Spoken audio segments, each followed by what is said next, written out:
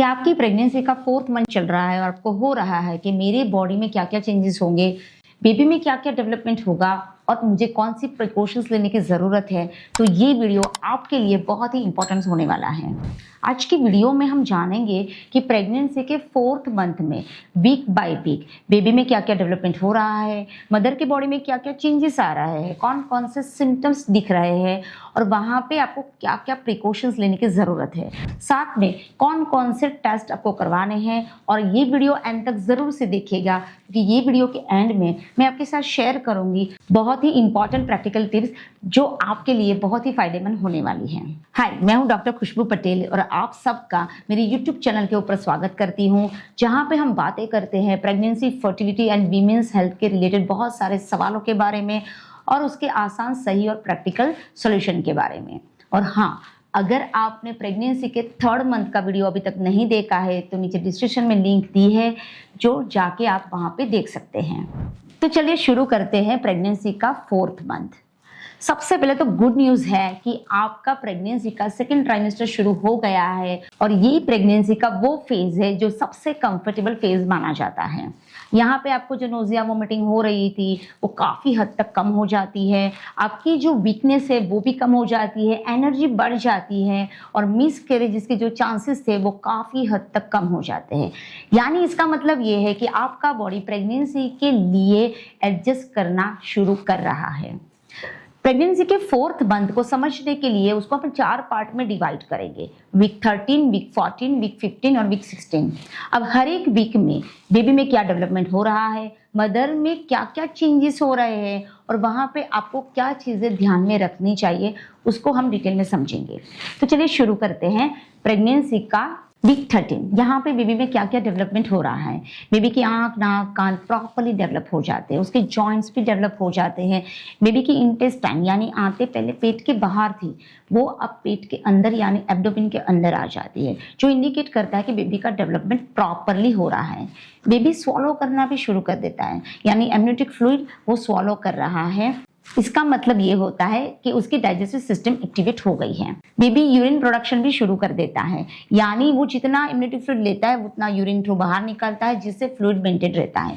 But अगर urine production कम हो जाता है या स्वॉलोइंग वो नहीं करता है तो वहाँ पे एम्नियोटिक फ्लूइड कम और ज़्यादा हो सकता है। बेबी की स्पाइनल कॉर्ड भी फ्लेक्सिबल हो जाती है यानी उसमें मूवमेंट विजिबल हो जाती है। अब मदर के बॉडी में क्या क्या चेंजेस हो रहा है, तो मदर को जो नोजिया वोमिटिंग की सेंसेशन हो रही थी वो काफ़ी हद तक कम हो जाती है, उसकी वीकनेस कम हो जाती है और उसका एनर्जी लेवल बढ़ जाता है। मदर को जो यूट्रस है वो पेल्विस पे फील होना शुरू हो जाता है और मदर को जो लोअर एब्डोमेन है वहाँ पे स्ट्रेचिंग यानी पुलिंग सेंसेशन हो सकती है। तो अगर मदर कोई जर्क वाली मूवमेंट करती है या सडनली मूवमेंट करती है तो उसको लोअर में पेन होने के चांसेस रहते हैं। मिस कैरेजेस के चांसेस भी काफ़ी हद तक कम हो जाते हैं, गम से ब्लीडिंग हो सकती है। तो आपको जो टूथब्रश है वो सॉफ्ट यूज़ करना शुरू कर देना चाहिए। आपको कौन कौन सी चीज़ें ध्यान में रखनी है, तो सबसे पहले है कि आपको डॉक्टर को रेगुलर दिखाना शुरू कर देना चाहिए। एंटी स्कैन और डबल मार्कर टेस्ट ये बहुत ही इंपॉर्टेंट टेस्ट होते हैं जो आपको 13 वीक में करवाने ही चाहिए, जिससे बच्चे का ग्रोथ सही जा रहा है कि नहीं या फिर उसमें कोई क्रोमोसोमल डिफेक्ट तो नहीं है वो हमें मालूम हो जाता है। अगर आपने टिटेनस का इंजेक्शन अभी तक नहीं लिया है तो वो ले लेना चाहिए। आपको डॉक्टर ने जो प्रोजेस्टेरोन का सपोर्ट दे रहा है वो अभी बंद कर लेंगे और उसकी जगह आपकी जो आयरन है, कैल्शियम की टैबलेट शुरू कर लेंगे।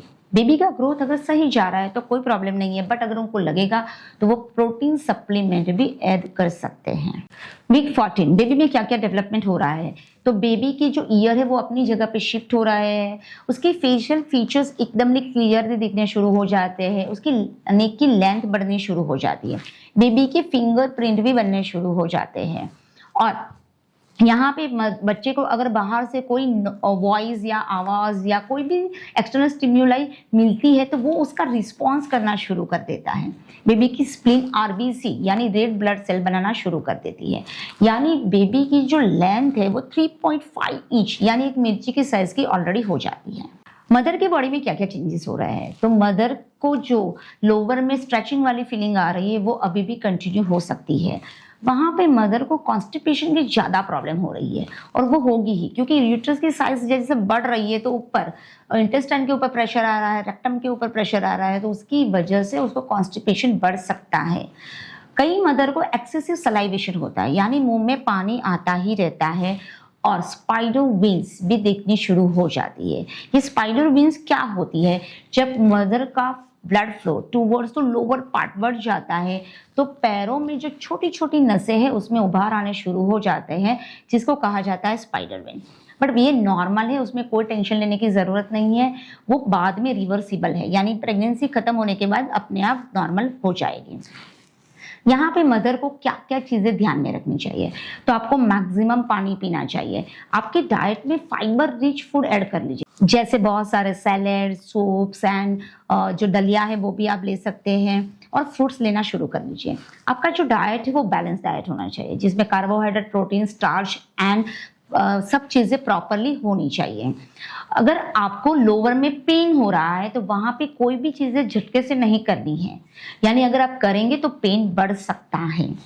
और वहां पे आपको स्ट्रेच मार्क के लिए जो केयर करनी है वो अभी से शुरू कर देनी पड़ेगी, क्योंकि बाद में जब स्ट्रेच मार्क हो जाते हैं वो जल्दी जाते नहीं हैं। जनरली आप कोई भी ऑयल या मॉइस्चराइजर क्रीम लगाते हैं तो उससे भी काम हो जाता है।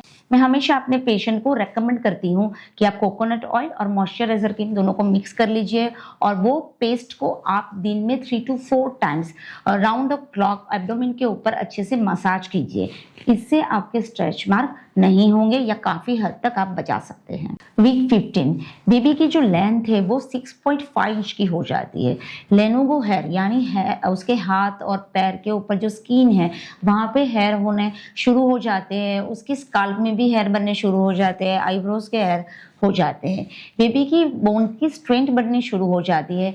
बेबी थंब सकिंग भी कर सकता है, और इस समय पे उसके पूरे ऑर्गन अच्छे से डेवलप हो रहे हैं, सिर्फ उसका ग्रोथ ही अभी शुरू हो गया है। यहाँ पे आपको एक चीज ध्यान में रखनी है कि कोई भी मेडिसिन आपको खुद लेनी नहीं है, डॉक्टर को बिना सलाह लिए आप खुद नहीं ले सकते हैं। टेरेटोजेनिक ड्रग्स से आपको बचना चाहिए। मदर में क्या क्या चेंजेस हो रहा है? तो मदर का जो यूट्रस है वो और ऊपर फील होना शुरू हो जाता है, यानी नाभि या नेवल जिसको हम कहते हैं उसके 3 से 4 फिंगर नीचे यूट्रस अच्छे से आपको फील होता है, और मदर का वेट गेन भी शुरू हो जाता है। यहाँ पे आपको क्या क्या चीज़ें ध्यान में रखनी है? तो मदर को लेफ्ट या राइट लेटरल पोजीशन में ही सोना चाहिए, जिससे towards to uterus blood flow बढ़िया से जाता है। अगर आप सीधा सोते हैं तो वहाँ पे दिक्कत आ सकती है, तो आपको सीधा नहीं सोना है। और अगर आपको बैक पेन की इश्यू है तो आप पिलो भी यूज कर सकते हैं, या बैक में लगा सकते हैं, या 2 पैर के बीच में भी आप पिलो रख सकते हैं। अगर आपको फिर भी डिटेल में जानना है तो मेरा प्रेगनेंसी में कौन सी पोजीशन में सोना चाहिए ये वीडियो है, जो डिस्क्रिप्शन में उसके लिंक दे देंगे, तो आप वहाँ पे जाके देख सकते हैं। वीक 16 बेबी के सारे ऑर्गन्स बन गए हैं, अब उसके फंक्शंस शुरू हो गए हैं। बेबी की मूवमेंट भी विजिबल है, उसकी आई बॉल की मूवमेंट भी शुरू हो जाती है। आई क्लोज रहती है बट वो मूविंग रहती है। बेबी की बोन्स की स्ट्रेंथ भी बढ़ जाती है, यानी आपके बेबी के जो सारे ऑर्गन्स है वो अभी फंक्शन करना शुरू कर रहे हैं। मदर की बॉडी में क्या क्या चेंजेस होते हैं? तो यूरिनेशन की फ्रीक्वेंसी कम हो जाती है, वहाँ पे स्पाइडर वेंस ऑलरेडी विजिबल है। कई मदर को स्वेलिंग भी हो सकता है, और किसी मदर को नोज से ब्लीडिंग भी होने के चांसेस रहते हैं। बेबी की जो मूवमेंट विजिबल है तो वो सिर्फ सोनोग्राफी में ही दिखाई दे देती है। मदर को वो 18 या 20 वीक के बाद ही फील होती है। कई बार ऐसा होता है कि कोई मदर का अगर सेकेंड प्रेगनेंसी है या थर्ड प्रेगनेंसी है तो उन मदर को ही 16 वीक पे शायद बेबी की मूवमेंट फील हो सकती है। यहाँ पे आपको क्या केयर रखनी चाहिए? तो अगर कोई स्कैन मिस हो गया है तो उसको ज़रूर से करवा लीजिए। स्ट्रेच मार्क के लिए जो जो टिप्स हमने आपको बताई है वो थ्रू आउट 9 मंथ्स आपको कंटिन्यू करना है। अगर आप थक जाते हैं तो ज़रूर से रेस्ट कीजिए, हर एक घंटे पे एटलीस्ट 10 मिनट का ब्रेक लिए। अगर आपको स्वेलिंग की कंप्लेन है तो आपके लेग्स को एलिवेट रखिए। सोने के समय आपके लेग के नीचे यानी पैर के नीचे आप पिलो रख सकते हैं। आप मसाज ऊपर की और हल्के हाथ से कर सकते हैं, और कंप्रेशन स्टॉकिंग्स भी आराम से आप यूज़ कर सकते हैं, जो कि मार्केट में इजीली अवेलेबल होता है, कोई भी मेडिकल स्टोर से आप ले सकते हैं।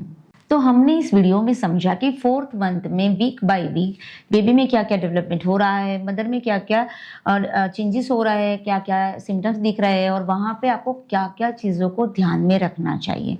तो आई होप ये वीडियो आपको बहुत ही पसंद आया है, तो उसको ज़रूर से लाइक कर दीजिएगा। बहुत सारे फ्रेंड्स, फैमिली, रिलेटिव्स के जो प्रेग्नेंट है उनके साथ ये वीडियो ज़रूर से शेयर कर लीजिएगा, जिससे उनको भी जानकारी मिलती रहे। और अभी तक आपने मेरे चैनल को सब्सक्राइब नहीं किया है तो फटाफट सब्सक्राइब कर लीजिए, जिससे आपको ऐसे ही इंफॉर्मेटिव वीडियोस मिलते रहे। तो मिलते हैं नेक्स्ट वीडियो में। Thank you so much.